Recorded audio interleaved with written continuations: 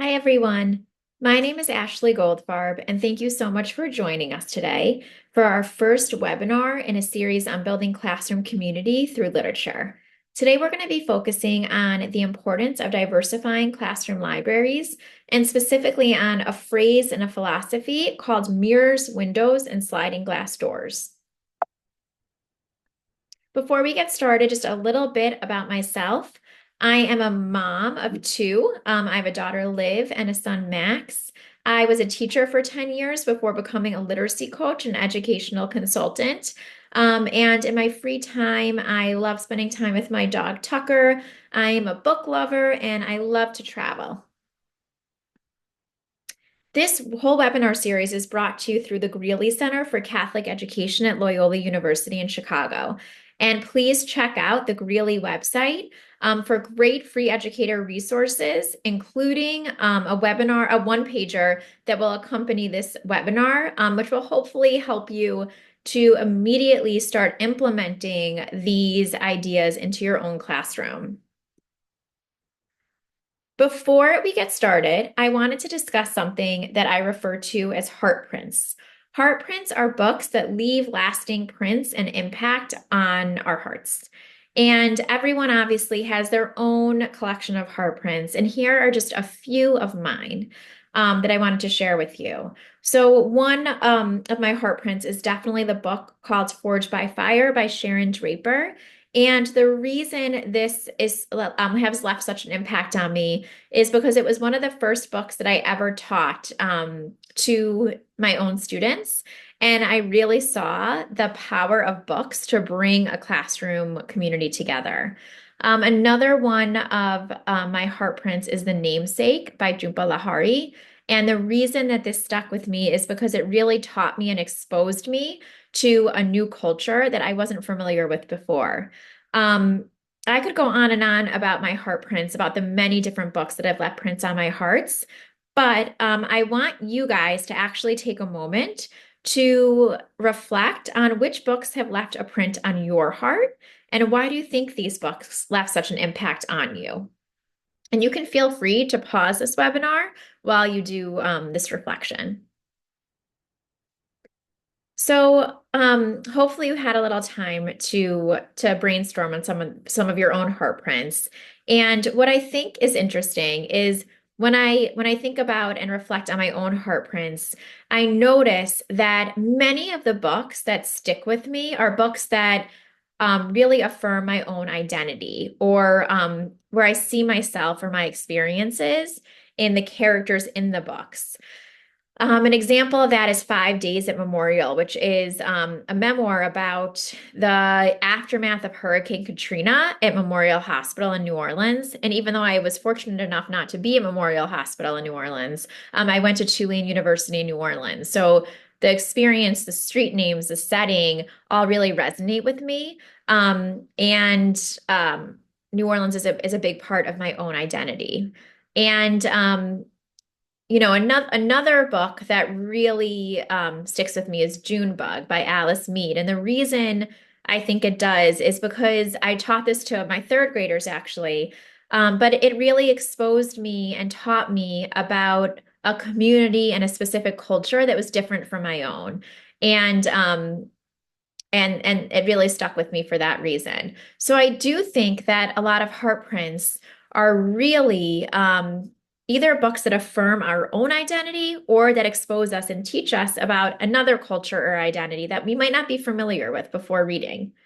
And today we're going to dive deeper into that concept and think about how we can replicate that experience for our own students.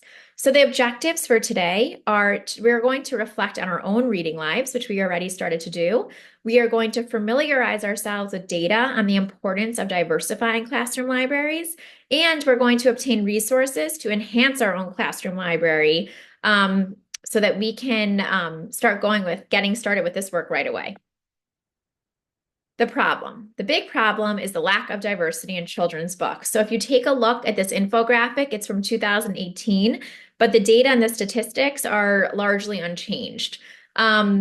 This shows the percentage of books depicting characters from diverse backgrounds, and as you can see, there's a huge underrepresentation of diverse characters in children's books. This is problematic for our students, and we are going to discuss how we can change that.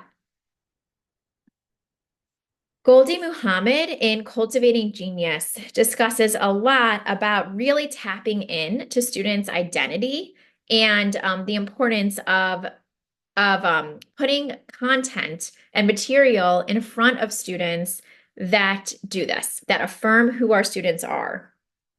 She writes, youth need opportunities in school to explore multiple facets of selfhood, but also learn about the identities of others who may differ.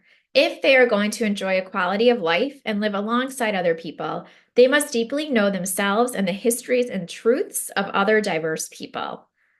So the big question is how do we do this for our students? Rudine Sims Bishop in 1990 coined a term and really a philosophy called mirrors, windows, and sliding glass doors. Rudine Sims Bishop is a professor of education at the Ohio State University and has done lots of research on the power and the impact of children's literature. So we're going to take a moment to watch this video of her explaining what mirrors, windows, and sliding glass doors means and why it's important for teachers to understand. We need diverse books because we need books in which children can find themselves, see reflections of themselves. I wrote a piece, maybe in 1990 it was published, which I called Mirrors, Windows, and Sliding Glass Doors. And I think that's really why we children need to see themselves reflected, but books can also be windows, and so you can look through and see other worlds and see how they match up or don't match up to your own. But the sliding glass door allows you to enter that world as well. And so that's the reason that the diversity needs to go both ways. I mean, it's not just children who have been underrepresented and marginalized who need these books. It's also the children who always find their mirrors in the books and therefore get an exaggerated sense of their own self-worth and a false sense of what the world is like, because it's becoming more and more colorful and diverse as time goes on. So I think that's why.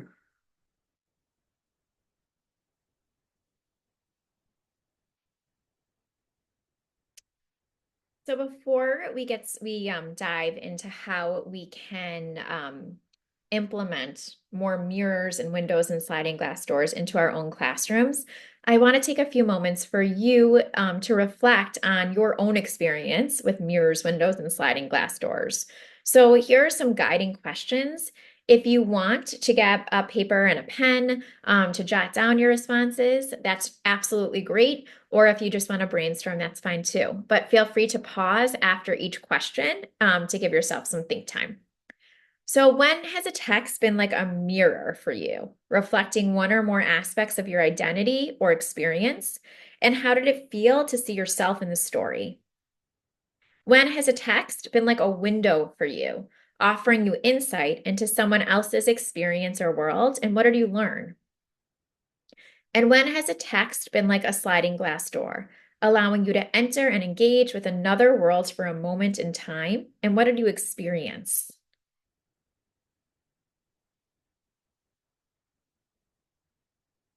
Okay, so hopefully you had some time to think about your own experience with mirrors, windows, and sliding glass doors. And now our job as educators is to roll up our sleeves and ask ourselves, how can we incorporate more literature into our classrooms that affirm the identity of our students who are underrepresented in children's literature, and also expose every student to cultures and people different from themselves to help create a better classroom climate and also just more empathic people in general. So, ways that we can start diversifying classroom libraries. The first stop in doing this is asking yourself questions, right? Reflecting, taking stock of the books in your classroom. Um, so you want to ask yourself, how richly diverse and culturally attuned is your classroom library? Does it serve as a reflection of the students in your classroom? Does it broaden their horizons? Does it invite them to explore new cultures and beliefs and traditions? A great resource is Lee and Low Books Classroom Library Questionnaire, which will help you to answer the question, how culturally responsive and diverse is your classroom library?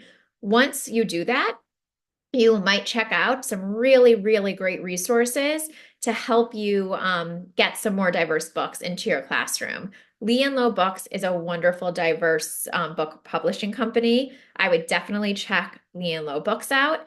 WeNeedDiverseBooks.org is another great place to stop. They feature like very new, culturally relevant, diverse books from kindergarten all the way up through high school.